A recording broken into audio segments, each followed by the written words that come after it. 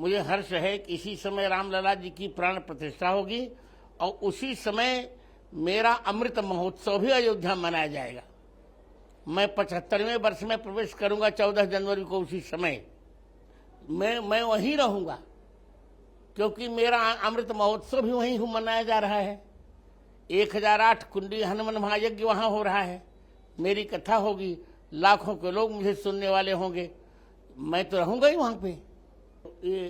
मैं इस पर ईश्वर को प्रणाम करता हूँ कि मेरी प्रतिभा भगवान राम के कार्य आई। बहुत बहुत दुख होता है, बहुत क्रोध आता है, और मुझे लगता है कि ये लोग राष्ट्रद्रोही हैं, इन पर राष्ट्रद्रोह का मुकदमा चलाना चाहिए। क्योंकि रामचरितमानस जी को मैंने कंठस्थ किया है पूरा। जीवन के 7वें वर्ष में मैंने रामचरितमानस जी को कंठस्थ कर लिया था। एक भी अक्षर रामचरितमानस का राष्ट्र के विरुद्ध नहीं है और न किसी वर्ग के विरुद्ध है। लोग उसका अर्थ नहीं समझ पा रहे, इसे गलत गलत व्याख्या कर लेते हैं। इसे मुझे क्रोध भी आता है उन पर, और उनकी मूर्खता पर हंसी भी आती है। वो यही इसीलिए को अपने को मीडिया में बनाए रखना चाहते हैं और अपनी हठधर्मिता को थोपना चाहते हैं। तो मैं तो कहूँगा, मूर्ख हृदय ने चेत जो गुरु मिले मेरे सब। मूर्ख के हृदय में कोई चेत थोड़े होता है। जाने दीजिए, उनको बकने दीजिए। हाथी चलता रहता, हाथी चले बाजार, कुत्ते भूखे हजार। स्वतंत्रता कोई नहीं दी गई। हिंदू धर्म की उदारता का लोग दुरुपयोग करते हैं और दुर्भाग्य है हमारा, उसका दंड भी उनको मिलता है। जबकि हम तो यहां तक प्रयास कर रहे हैं कि रामचरितमानस जी को राष्ट्र ग्रंथ घोषित किया जाए। इतने पावन ग्रंथ के प्रति गलत टिप्पणी दुर्भाग्यपूर्ण ही तो है, उनकी मूर्खता है। गोस्वामी जी कह चुके हैं, बातोल भूत बेहोश मतवारे, ये नहीं बोले हैं वचन विचारे। पागल लोगों को कोई विचार थोड़े होता है, तो जो आए बाएं बोलते बनता बोल लेते हैं। नहीं, हिंदू राष्ट्र कहना कोई पाप नहीं है, और किसी न किसी दिन इस राष्ट्र को हिंदू राष्ट्र होना ही पड़ेगा। वो दिन बहुत नजदीक हैं। धीरे धीरे सबके मन पर हिंदुत्व की व्याख्या, क्योंकि हिंदुत्व शब्द ही भारतीयता का पर्यायवाची है। वो मेरे ही शिष्य हैं, अच्छे हैं, जो कह रहे हैं अच्छा कह रहे हैं, मुझे कोई आपत्ति नहीं। समान नागरिक संहिता तो बहुत आवश्यक है। एक देश में 10 संविधान नहीं चलेंगे। समान नागरिक संहिता होनी ही चाहिए, अनिवार्य सत्य है यह इस देश का। सर्वजन सुखाय की व्याख्या ये नहीं जैसा आप सोच रही हैं। सर्वजन सुखाय का अर्थ एक ऐसा संविधान, एक ही संविधान की छत्र छाया में सभी लोग आनंद करें, यही सर्वजन सुखाय का अर्थ है।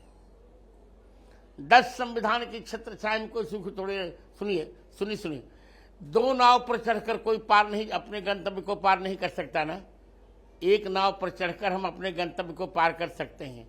इसे एक ही संविधान की छत्र छाया में सारे लोग, संपूर्ण भारतीय अपने गंतव्य को प्राप्त करें, यही सर्वजन सुखाय का। हमारा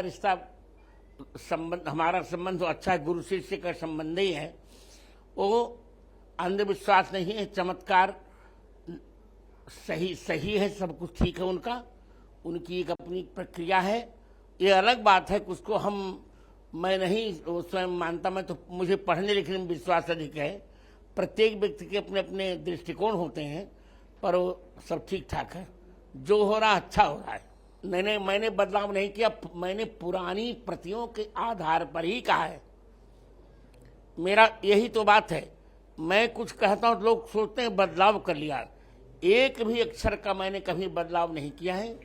पुरानी प्रतियों में जो बात कही, जैसे पुरानी प्रति में शंकर स्वयं केसरी नंदन कहा गया, और आजकल शंकर सुवन कहा जा रहा है।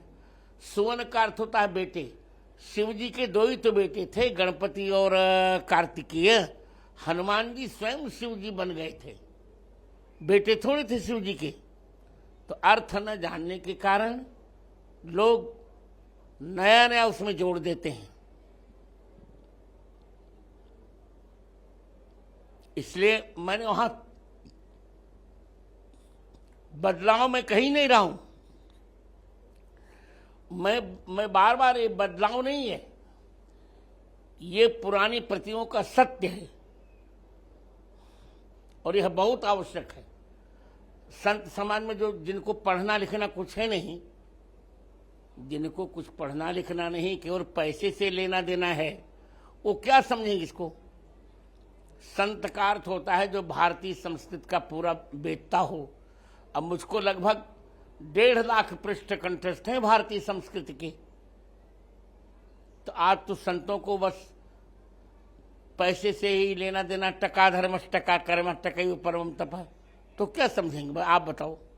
यहां तक कि रामचरितमानस में भी 4200 त्रुटियां की गई पुरानी प्रति को छेड़छाड़ करके।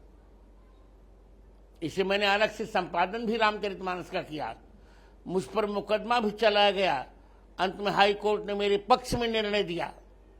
तो समाज की तो स्थिति बड़ी विचित्र हो चुकी है, सही सही कोई कुछ कही नहीं रहा है, न किसी को देखे। सबको सबके लिए समय है। आज संतों को भी पढ़ने लिखने के लिए समय नहीं है।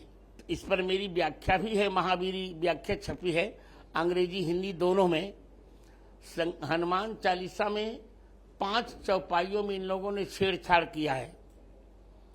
पहली चौपाई है छठी, शंकर स्वयं के स्थान पर शंकर सुवन कर दिया।